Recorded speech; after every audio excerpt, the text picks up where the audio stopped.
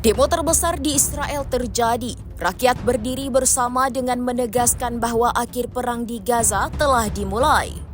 Mengutip ynetnews.com pada 26 Agustus, aksi rakyat terjun di jalan ini terjadi pada Selasa 26 Agustus pagi waktu setempat. Aksi itu dipimpin oleh Forum Sandera dan Keluarga Hilang.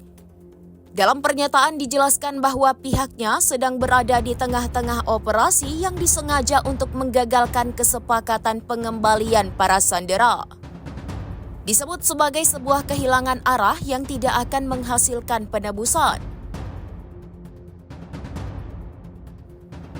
Lantas forum itu mengumumkan bahwa Hari Solidaritas Nasional yang bertajuk Israel Berdiri Bersama akhirnya dilakukan. Menegaskan bahwa hanya rakyat yang akan membawa pulang para sandera. Adapun aksi dimulai dengan bendera-bendera raksasa yang dikibarkan di luar Kedutaan Besar Amerika Serikat di Tel Aviv. Aksi protes itu diklaim akan digelar di persimpangan-persimpangan jalan di seluruh negeri. Juga akan ditutup dengan pawai massal di lapangan utama di Israel.